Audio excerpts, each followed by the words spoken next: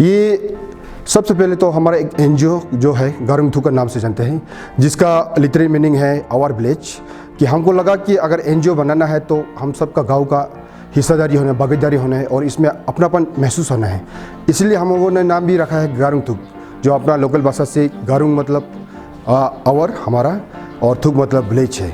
तो इसी का चलते सबसे पहले हम लोगों का एक इंटेलेक्चुअल यूथ रहा है, उनका एक संगठित होके फिर हम लोगों ने 2014 को इसका अक्टूबर महीने में सबसे पहले इसका हम लोग एनजीओ का इनोवेशन किया। अरुणाचल प्रदेश के वेस्ट कामेंग जिले के एक छोटे से मगर काफ़ी खूबसूरत गांव सेरगांव के कुछ यूथ्स, कुछ इंटेलेक्चुअल लोगों ने मिलकर एक एनजीओ का गठन किया, जिन्हें गारुंग थुक का नाम दिया गया, जिनका मूल्य अर्थ है अपना गांव। यह NGO education, health, art and culture, eco tourism, biodiversity conservation तथा कई अन्य मुद्दों पर काम करते हैं। गारुंग थुक को अपनी कम्युनिटी लाइब्रेरी के लिए फूड फॉर थॉट फाउंडेशन द्वारा इनोवेटिव लाइब्रेरी के लिए अवार्ड से भी नवाजा गया है।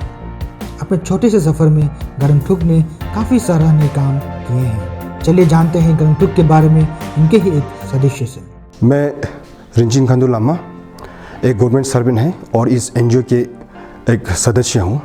अच्छा, हम लोगों ने काफ़ी ये पेपर में आपका ये गारुंग थुक जो एनजीओ है उसका बारे में सुना है, और इसके एनजीओ के साथ साथ हम लोगों ने सुना है आप लोगों ने एक कम्युनिटी लाइब्रेरी भी सेटअप किया है, जिससे नेशनल अवार्ड भी मिला गया है। फूड फॉर थॉट्स एनजीओ के द्वारा नेशनल अवार्ड मिला है, तो उनका बारे में हम लोगों को थोड़ा बताइए। ये कम्युनिटी लाइब्रेरी है वो कैसे इस्टेब्लिश किया आप लोगों ने, कैसे शुरुआत किया और किस प्रकार से कम्युनिटी लाइब्रेरी किस किस को हेल्प करता है? हमारे एनजीओ का एक मकसद था कि एक थॉट है, if the education cannot reach, if child cannot reach to education, education must reach to child. उसी थॉट को लेते हुए हम लोगों ने सबसे पहले इस कम्युनिटी जो लाइब्रेरी है उसको सेटअप किया था, और इसका इनोग्रेशन जो हमको लगा कि लाभदायक जो रहेगा बच्चों, उनको थ्रू से हमने इनोग्रेट किया हुआ था।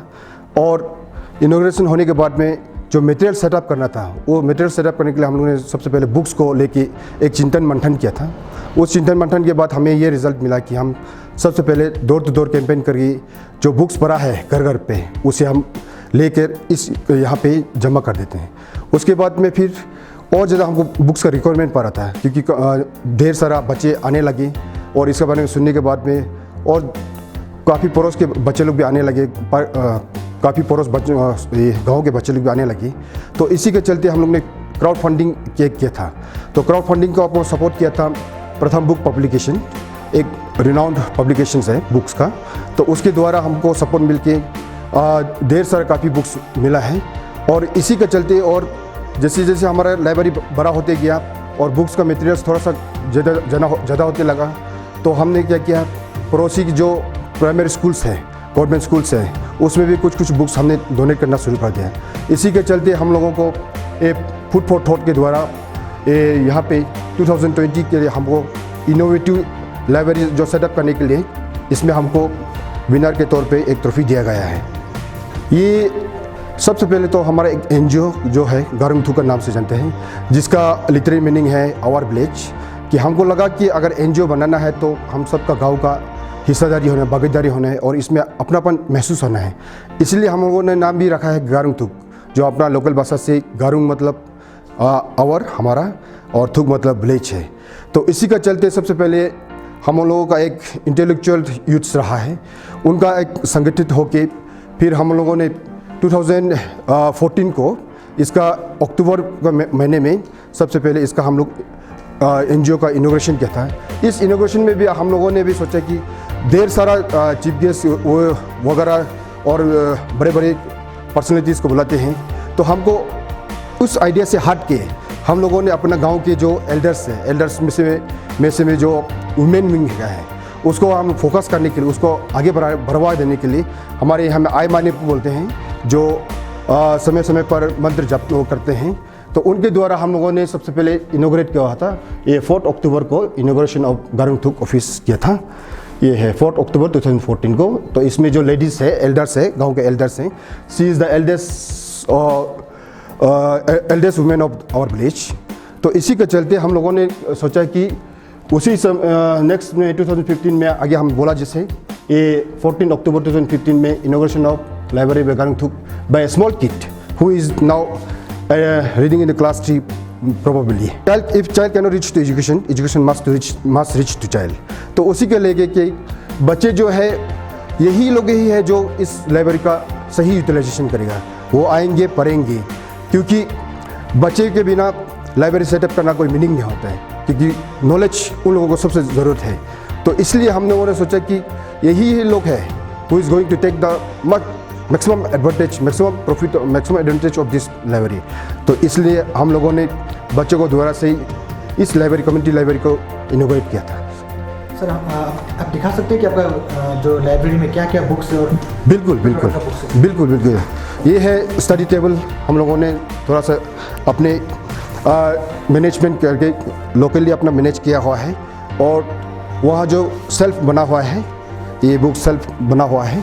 तो आगे बोला जैसे वह प्रथम बुक जो है उन लोगों ने हमें काफ़ी सहयोग दिया है क्राउड फंडिंग के द्वारा। तो एनुअली और बाई मंथली हमारा बुक्स आते रहता है, और जगह कम होने के कारण से आगे मैंने बोला है कि मतलब हम आस पड़ोस के जो गांव के स्कूल्स हैं, जो government schools specially, we are focusing on government school specially because they are lots of lagunas in field of education, so we are trying to promote them by giving small help through distribution of books if maximum availability अगर हमारे यहाँ पे रहता है तो। Sir किस किस प्रकार का बुक्स होता है यहाँ पे? ओनली स्कूल लेवल का मतलब होता है या फिर कुछ बच्चों के लिए स्टोरीज? बच्चों के लिए स्टोरीज है, स्टोरी बुक्स है, और जैसे जातका टेल्स है आपका, है ना, और छोटे छोटे कहानी बुक्स भी हैं। और अपार्ट फ्रॉम दैट अगर वो हायर क्लासेस में है, फॉर एग्जांपल 10th 12th में है, तो उन लोगों के लिए भी है बड़ा बड़ा क्या है ये बुक्स है जो फिलोसॉफिकल बुक्स है ना, और कभी कभी साइंस रिलेटेड बुक्स भी रहता है, और कभी कभी मैगजीन्स रहता है जिससे वो उनका नॉलेज इम्पार्ट करे, बढ़ावा सके। और समटाइम्स हम लोग कभी कभी इस लाइब्रेरी के थ्रू से बच्चों को इंस्पायर करने के लिए प्रोमो वीडियोस दिखाते हैं, ग्रेट पर्सनैलिटीज़ के बारे में कभी कभी यहाँ चर्चित करते हैं, और कभी कभी यहाँ बड़े बड़े इंटेलेक्चुअल्स को बुला के सेमिनार्स वहाँ कराते हैं, और कभी कभी छोटे छोटे बच्चों को भी लेके या बड़े बड़े बच्चों वालों के भी कभी कभी स्टोरी टेलिंग का या डिबेट वगैरह सब कराते हैं। मैक्सिमम बुक्स क्राउड फंडिंग के द्वारा आते हैं, और इसके अलावा फिर कोई वॉलंटरी डोनेशन है, क्योंकि हमारा एक फेसबुक पे या मेल एक अकाउंट खोला हुआ है जिसके थ्रू हम लोगों को मैसेज पास करते हैं कि हमारा छोटा सा कम्युनिटी लाइब्रेरी सेटअप किए हैं। इफ़ यू वॉलंटरी डोनेट करना चाहोगे बुक्स, तो हम उसमें आग्रह करते हैं। और हम इस कम्युनिटी लाइब्रेरी को ढेर सारा डोनेशंस मिला है, वॉलंटरीली बुक्स मिले हैं, और हम अपने मेंबर्स के अंदर में भी कोई वॉलंटरी हम बुक्स कभी कभी बाहर जाते हैं तो अच्छे अच्छे बुक्स मिल जाते हैं, तो हम उसे लेकर आके यहीं हम डोनेट कर देते हैं। और आप कौन सा क्लास में पढ़ते हैं? 7 कौन सा स्कूल में? को मिडिल स्कूल थुकमा। आप लोग ये लाइब्रेरी में आके आप लोग को बुक्स पढ़ने मिलते हैं, आप लोग को अच्छा लगता है? जी। कब आता है यहाँ पे पढ़ने के लिए? हम लोग ब्रेक टाइम आते हैं छुट्टी में। आपका नाम क्या है? तेजनोमो। अच्छा, कौन सा स्कूल में पढ़ता है? Government middle school Thukma Shergaon. आपको यहाँ पे कौन कौन सा बुक्स पढ़ने मिलता है आप लोगों को? Science, comics, biology, story books.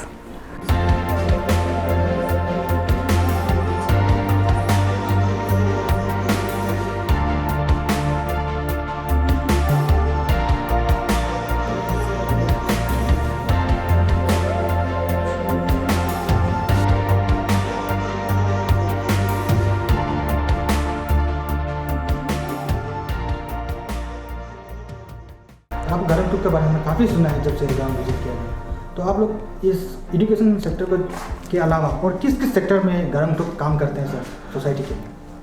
गारंटूक आगे जो मैंने बोला है कि हम जो है इसमें 5 सेक्टर पे काम करते हैं, 5 सेक्टर्स। तो एजुकेशन सेक्टर तो मैंने बोल ही दिया है, और सेकेंड हेल्थ सेक्टर है, उसके बाद कंजर्वेशन ऑफ फॉरेस्ट है, उसके बाद में फिर आपका है ये कल्चर एंड ट्रेडिशन, उसके बाद आपका community and eco tourism. Health sector में जैसे हम लोगों ने आपको यहाँ दिखा दूँ कि हमने हेल्थ सेक्टर में यहाँ में देखे मेगा हेल्थ कैंप किया हुआ था, 2 बार किया हुआ है मेगा हेल्थ कैंप। फर्स्ट में हम लोगों ने ये 2017 को क्या हुआ था, इसमें काफ़ी जो आँख के ब्लाइंड है, जिसका कैटरेक्ट आ गया हो, जिसका छोटा छोटा कुछ प्रॉब्लम हो, उन लोगों को गांव भाई हमारे गांव ही नहीं बल्कि आस पड़ोस के गांव लोगों को भी काफ़ी लाभ मिला हुआ है। और हमने यहाँ पे 37 ये जो आई प्रॉब्लम्स थे उनका कैटरेक्ट ऑपरेशन हुआ है और सक्सेसफुली हुआ है फर्स्ट एडिशन में। सेकेंड एडिशन जब हुआ था मेगा कैंप का, उसमें 39 लोगों का इसमें प्रॉफिट मिला हुआ है।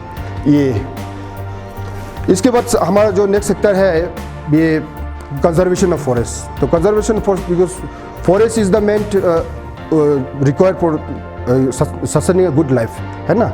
आपका हेल्थ अच्छा होना तो आपका अच्छा मात्रा में ऑक्सीजन होना चाहिए। तो इसलिए इस आइडिया को लेते हुए हमने कंजर्वेशन फॉरेस्ट में काफ़ी काम किया हुआ है।